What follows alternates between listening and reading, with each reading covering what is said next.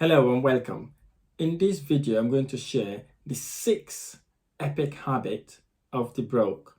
The things that they do that really keeps them where they are, keeps them poor, keeps them deteriorated, keep their mind in a different sort of way. So I would like to share this because if you're about to start your property investment journey, you need to be able to distinguish this sort of habit. So if you have this sort of habit, you will be able to actually eradicate it and take your property investment journey to the next level. Before we get going, if you like this video or any of my videos, don't forget to hit the like button below, subscribe to my channel for more of these amazing tutorials, because investing in property requires skills, experience, knowledge, because you need to sometimes change the way you live, your behavior, the way you speak, and who the people that you surround yourself with.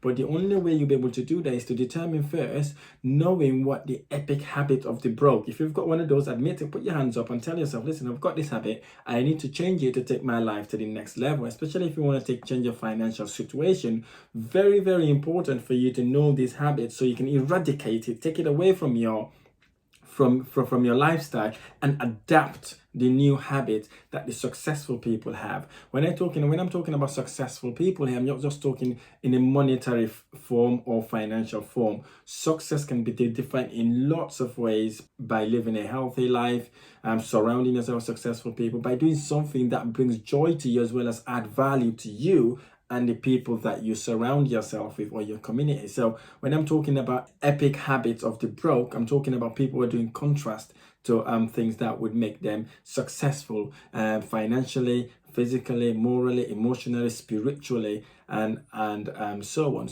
The number one epic habit of the broke is basically they get broke trying to get rich and try to keep up with the Joneses. So what do I mean? Basically, they always try to compare themselves with their neighbors. If they say a neighbor bought a nice expensive car, they're going to buy that nice expensive car. They saw their neighbors do anything when it comes to spending. They try to literally compare themselves with their neighbors and end up spending lots of money that don't really add any benefit to their life, or basically put them into debt, and they end up doing so many silly things. So again, if you're one of those who literally look at your neighbors, your friends, or your cousins or your relatives doing really well, and you want to literally match them, knowing that you're not really at that level, it is not a good idea for you to actually do that. So do not try to keep up with the Joneses. Be yourself, and then obviously, and then that way you'll be able to change your financial situation. The second habit of the broke, they spend emotionally instead of their head.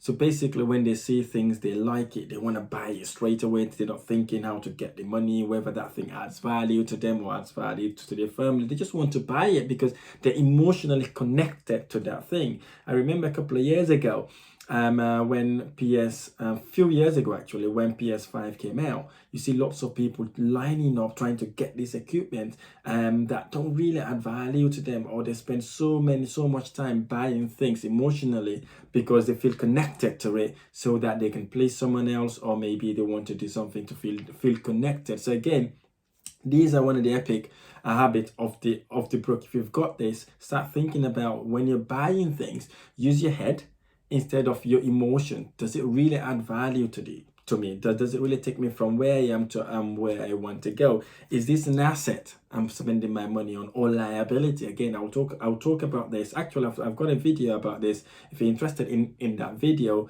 there's a link up here. Click on that link. It tells you what the difference between liabilities and assets. Again, whatever you buy, don't go with emotions. Look at it. Does it add value to me? Does it add value to what I want to do or to my family? Is it really going to give me passive income or recurring income? The third epic habit of the broke, they buy depreciating liabilities instead of appreciating assets that generate them passive cash flow. So what do I mean by that? They spend lots of money buying things that don't add value, like buying expensive car that don't really bring anything to them, or basically they go and buy expensive trainers or expensive jeans, shirts, all that thing that don't really add value. It only becomes a liability. For example, if you buy a car, as soon as you drive that car off the parking lot, it has depreciated maybe 10 or 15% in value. So again, buy things that you could add value to, or that would appreciate in value. You could buy maybe properties, for example, houses could be a good example because that's what I'm into.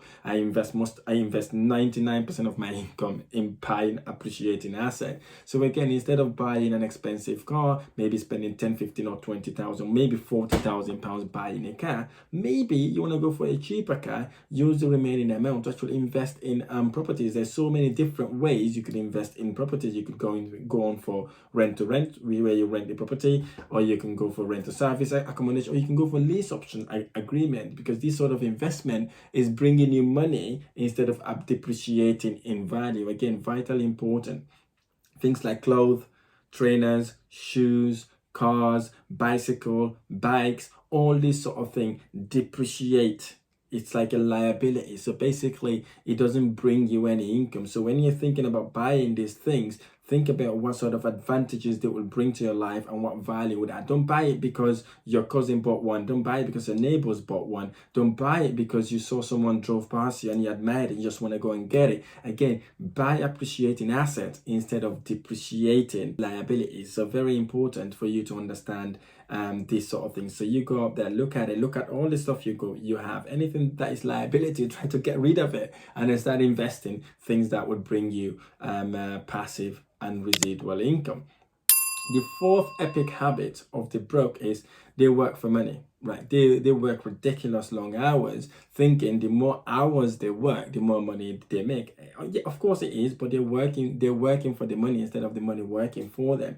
So if you're one of those people, I know if you want to do that temporarily just to save enough to start investing, I totally get that, right? But it's when you try to chase the hours only because you want to earn money, instead of finding a way how you could use the money you're earning right now, invest it so it will generate you money without you actually putting on the hard work. So again, poor people don't really think that way. They think about, maybe I've got 8 hours shift today, can I get extra 2 hours or extra 3 hours, thinking that when they work, basically they make that money. Again, you make that money, but guess what? The taxman takes most of it, right? If you create a company, create a business, you pay yourself first before the taxman gets anything. So again, if you're doing it temporarily, maybe for 6 or 7 months, just for you to save enough money to actually start investing, I totally get that. But if this has become a habit, maybe you want to reduce that habit. Look at yourself, look at your goals, and start thinking, what can I do now to stop working ridiculous long hours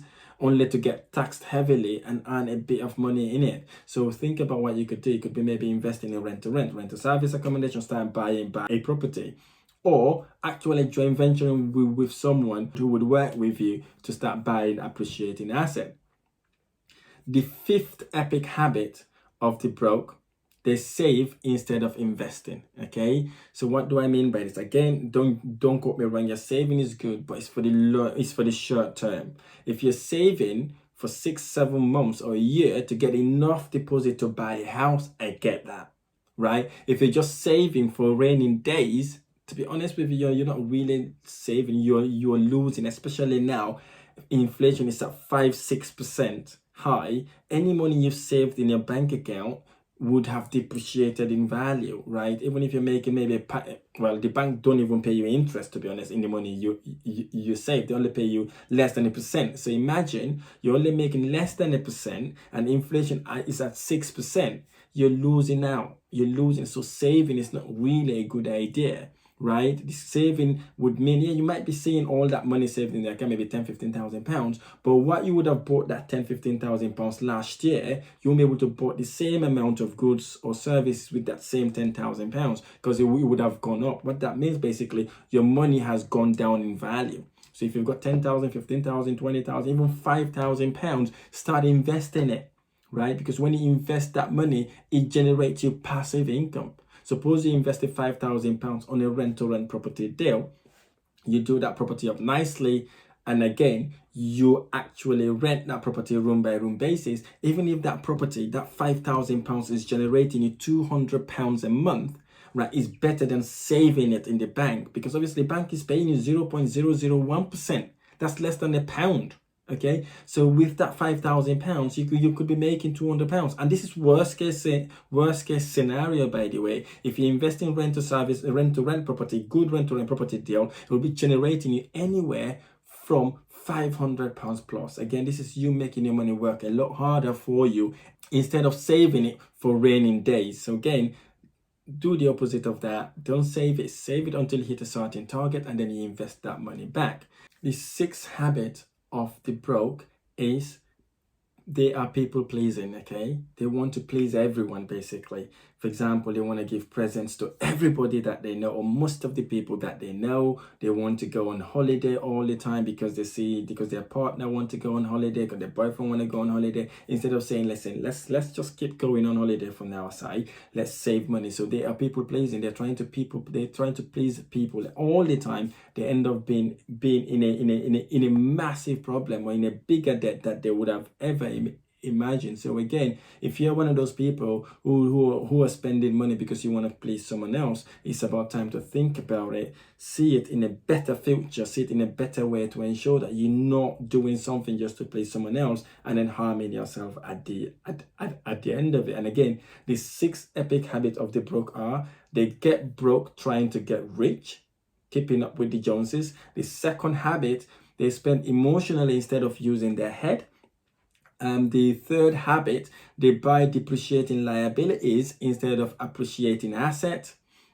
The fourth habit, they work for money, right? They work ridiculous long hours so they can earn a lot more money. And the fifth habit, they save instead of investing. And the sixth habit, they are people pleasing. They always try to please people so that everybody, their inner circle, it makes them feel like they are very important. And obviously they are people who would help everybody who requires help. I'm not saying don't help anybody else, but help yourself before you help anybody else. Again, I really hope this video has been helpful. If this video has been helpful, implement it, do exactly the opposite of the sixth habit of the broke, and go and execute it. And then hopefully you'll start to invest to generate passive income, as well as to be able to have appreciating asset. If this video has been helpful, don't forget to hit the like button below, subscribe to my YouTube channel for more of these amazing tutorials. I look forward to sharing the next video.